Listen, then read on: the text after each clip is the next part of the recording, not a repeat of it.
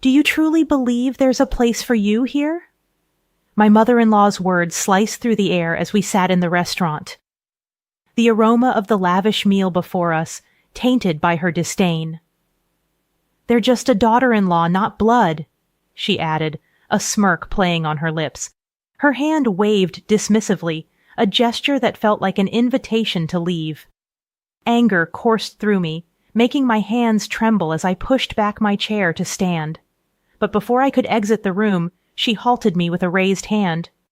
"Wait, what about the bill? If you're leaving early, leave the money," she demanded, a smike expression on her face. I met her gaze with a defiant smile. "Why would I pay for a stranger's bill?" I retorted. "My name is Maya, a 29-year-old office worker. My husband Terrell and I are content in our relationship, except for one persistent problem, my overbearing mother-in-law. Living in close proximity to her, she invaded our lives, criticizing my cooking and homemaking skills. Uninvited, she'd barge in, pointing out every flaw, all while pretending to be a concerned mother. When I complained to Tyrell, he didn't believe me. In his eyes, his mother was just a loving parent, blind to her manipulations. As time passed, her intrusions grew worse. Armed with a key my husband had given her, she'd enter our home, criticizing and complaining about everything. She even tarnished my reputation with the neighbors, spreading lies about me. I pleaded with Tyrell to move away, but he remained indifferent, busy with work. Then a turning point arrived. His successful project led to a promotion and a significant salary increase. Seizing the opportunity, I suggested expanding our family. Now that our income has grown, perhaps it's time to think about having children, I proposed, hoping this positive change might finally open his eyes to the toxic presence of his mother. I thought it was a good idea, but if we're considering having children, I prefer to live in a more child-friendly town. There are very few childcare centers here, and there are no parks for children to play in.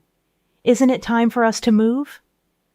Finally, my husband gave a positive response about moving, and I was happier about this than the news of his promotion. However, that feeling didn't last long. The next day, my mother-in-law came over as usual, without any notice. I was fed up, assuming she had come to nag again, but something seemed different this time. "I've decided to celebrate my son's promotion, so I've reserved a restaurant. It's a very expensive place, but it's elegant. The food is top-notch, and the staff's attitude is wonderful. It has a great word-of-mouth reputation," she said, inviting me to join. "That's nice. Good for you," I replied, trying to be polite, although I was as unfriendly as ever. "Well, never mind. I want you to come to this restaurant, too. Please come," she insisted. "I'll check my schedule, but it's probably impossible," I added. "Don't say that. We'll be waiting for you," she insisted. Even though I answered that way, she just smirked and left. Until now, she had been excluding me, but now she was inviting me and saying she'd wait. There must be something going on. When I asked my husband when he got home, he said he had already told his mother that we would go together. She had reserved that restaurant for us, and he was looking forward to it. "You feel the same, why don't you, Maya?" he asked. "Sorry, but I'm not looking forward to it. I don't know how much money it will cost at such an expensive place. I don't want to go. Just say I have urgent business and enjoy yourself," I replied, feeling apprehensive about the situation. "Why are you thinking so negatively? Besides, it's not just us going to the restaurant. My brothers are bringing their wives too. It would be bad if you didn't come with the whole family," my husband insisted, excited about going to a fancy restaurant for the first time. Even though I didn't want to, I felt compelled to comply. My words no longer reached my husband. If he believed my mother-in-law more than me, I decided to record her harassment with a voice recorder I bought online. She was probably planning to harass me at the celebration too. I would record her voice and play it for my husband. If he still defended her, I would divorce him. With that decision, I felt a bit better. Still, the day to meet my mother-in-law at the restaurant was depressing, and I kept sighing. I hardly knew my husband's brothers, having only met them at the wedding, and I had no memory of talking to their wives beyond greetings. When we arrived at the restaurant, the waiter led us to a large room where my mother-in-law, the other son, and his wife, and the third son and his wife were already seated. The lavish spread adorned the table with just one vacant seat. My husband, puzzled, tilted his head in confusion. Did the waiter make a mistake with the number of seats? He wondered aloud. "I'll go ask. Everyone start eating," he said, leaving the room. The moment he stepped out, my mother-in-law stood up, her expression twisted into a sneer. "There's no seat for you. Why should I invite a stranger who just married my son to a family celebration?" she said, her tongue dripping with disdain. "So, I'll give you a choice. Show your sincerity and be accepted as family, or leave and never show your face to me again. Choose now." "I'm leaving," I answered without hesitation. My mother-in-law was momentarily flustered. Did she think I would beg her to recognize me as family in this situation? No way. Listen to the end. If you pay the entire bill here, I'll recognize you as Terrell's wife. You must be frustrated being treated as a stranger, so pay up and become family, she demanded. "I told you I'm leaving. Why should I pay for someone else's family's bill?" I retorted, turning my back on her. Mother-in-law slammed the table and shouted, "Don't you get it? I'm offering to make you family. Are you okay with being a stranger? Pay up." "No, I'm fine being a stranger. Since I'm a stranger, I won't pay for your meal. Goodbye, mother-in-law," I said, and I left. She chased after me, but by the time she reached the entrance of the room, I was already at the exit of the restaurant. When I got home, thinking I'd email my husband, he returned within 10 minutes. "The waiter said the reservation number wasn't wrong, and my mom was causing a scene," he said. It seemed like my declaration that I was fine being a stranger had also stirred something in the eldest son's wife and the third son's wife. They had previously fought enduring harassment silently was the only option. But seeing me talk back made them realize they could do it too. In their momentum, both of them left, and our husbands, the eldest and third sons, hurriedly followed suit. I had braced myself for complaints from my mother-in-law, and sure enough, within 3 hours, the phone started ringing incessantly. It was so disruptive that I eventually blocked the calls. However, one call managed to get through from an unknown number. "Hello, sorry for calling so late. Is this Maya's mobile phone?" The man on the other end identified himself as a police officer from the nearby police station. He informed me that after being left alone, my mother-in-law had tried to eat what she could and subsequently attempted to make me foot the bill later on. However, the restaurant staff, already disapproving of my mother-in-law after the earlier disturbance, declined her request. They believed I wouldn't return to pay after leaving in anger. Ignoring all her calls, my mother-in-law was then suggested to pay by card, but she lacked a credit card and hadn't brought enough cash to cover everyone's meals.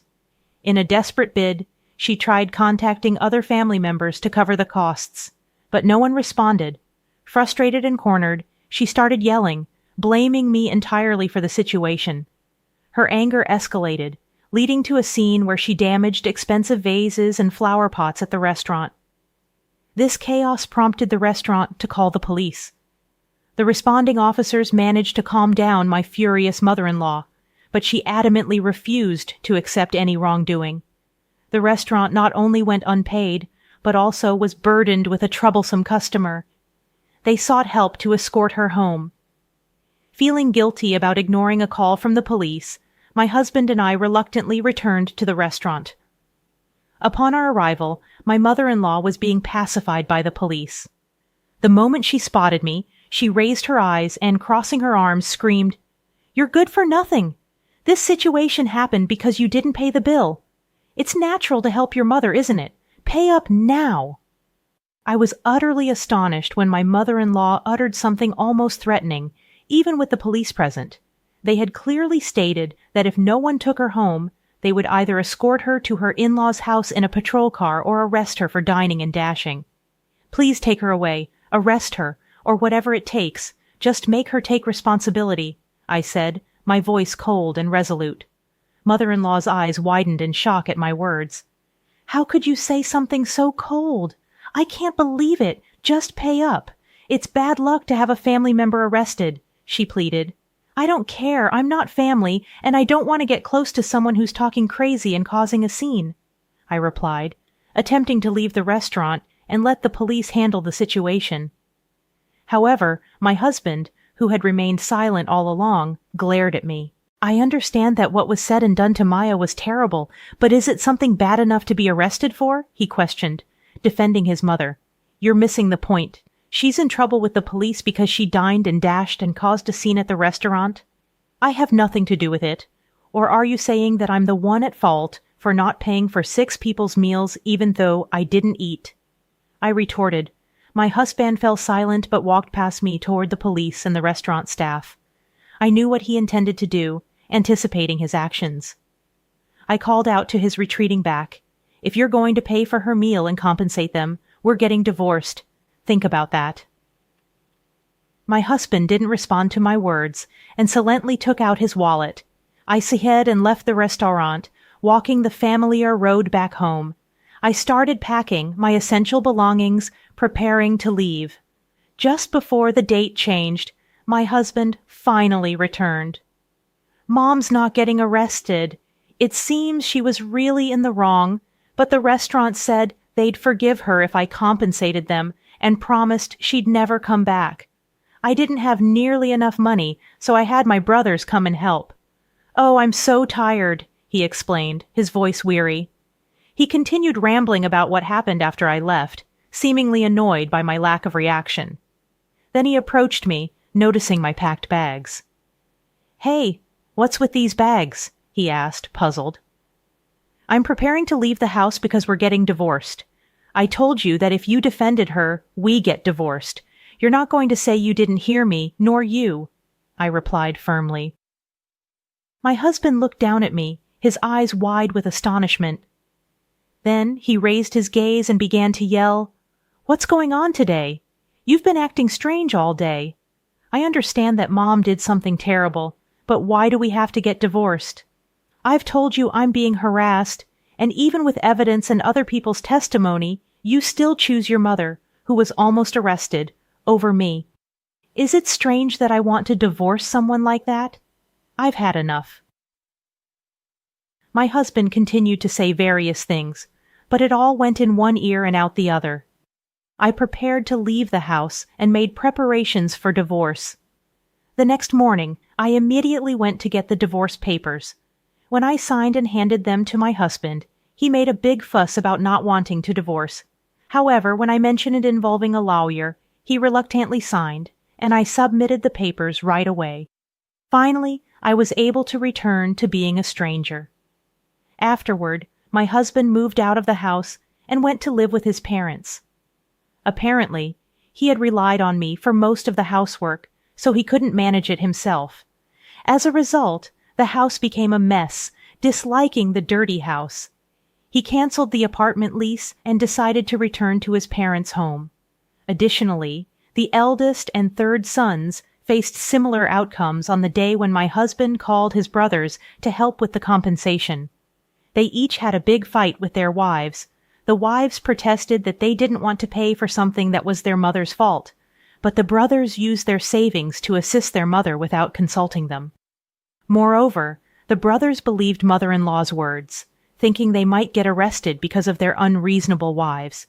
Their love cooled at the sight of them belittlingly, and they were immediately confronted with the prospect of divorce.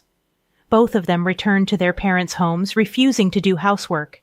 In the end, mother-in-law and her 3 childlike brothers also returned to the in-laws' house. Thanks to the situation, they became a subject of mockery among the neighbors, who spread the word that all the brothers were abandoned by their wives. Mother-in-law dismissed these rumors as nonsense, passionately defending her sons and blaming their wives for their failures. The husbands, hearing the story, smugly nodded, convinced that divorcing them was the right decision. However, my relationship with the neighbors remained decent, and nobody believed these tales. They were aware of mother-in-law's nasty personality and kept their distance, quietly laughing at her. Mother-in-law became known as a failed mother who couldn't educate her sons, while the husbands gained a reputation in the neighborhood as mama's boys who defended their mother instead of protecting their wives.